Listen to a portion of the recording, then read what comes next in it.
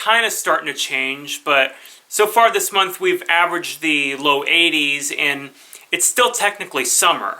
But we're close enough to October, so let's kick off Halloween Madness by reviewing Scooby-Doo Classic Creep Capers.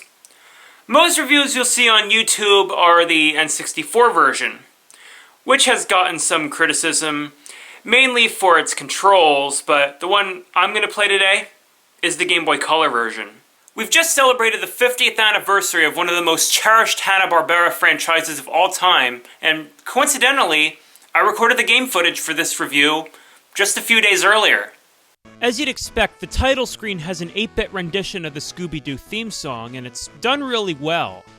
To add to that, you've also got the whole gang running, just like you'd see in the cartoon. Each level has its own music, and it all sounds at least decent, but some of them can get repetitive. The sound effects, aka beeps and blips, are nothing to write home about. I'm also a little disappointed that there aren't any voices in this game, only speech bubbles. Well, you can't expect too much given the limitations of the Game Boy Color. At least the dialogue is as fitting as can be. The close-ups of the characters are very well detailed.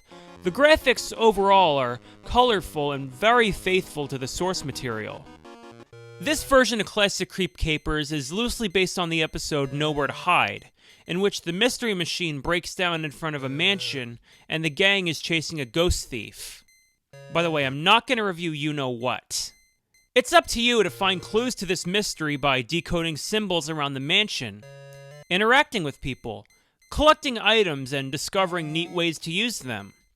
For instance, Shaggy and Scooby have a big pile of cheese to tunnel through, but they can only do that after trying to play with a robot and then using the shards to tear into it. Also, who'd have thought you could freeze a sausage and then use it as a leg for a stool? No two rooms look exactly alike, and just about everything actually looks the way it's supposed to. Some puzzles may take a little more time to solve than others, but none of them are too cryptic. For a target audience of kids who like Scooby-Doo, that's exactly how it should be. It's also neat that you get to switch between characters, which really helps if you ever do get stuck. It's nice to have some variety from the puzzle games and platformers I've been reviewing, especially for the Game Boy Color, because Scooby-Doo Classic Creep Capers makes a point-and-click adventure really work on a handheld. We all know how the story always goes on the cartoon, but surprisingly I don't actually want to spoil too much of Classic Creep Capers here.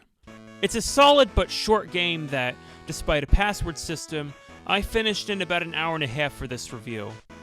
All you have left to do after that is replay the game, but if you're still in spring 2001, I'd say go out and run it. If you're in 2019, there's gotta be some point-and-click games like this on the Switch. This installment of Halloween Madness is brought to you by Scooby-Doo Fruit Snacks. This is not the packaging I remember. No artificial flavors, no colors from artificial sources. Oh, come on, I told you I liked artificial flavors and colors. 10 pouches. Apparently those words had to be magnified. Right, let's see the colors and flavors. Blue for Scooby-Doo. Green for the Mystery Machine. Orange for Velma. Red for Daphne. Lemon for Fred. And purple for Shaggy. Keep kids safe. To avoid choking, give fruit-flavored snacks only to children who can easily swallow chewy foods. Right, that rules me out. But enough reading crap off the box, let's get into these. There's the gang in the Mystery Machine. Oh, and I can't even open this. It hasn't been too long since they changed the formula, but it still kind of smells the same to me. Right, we got orange for Velma.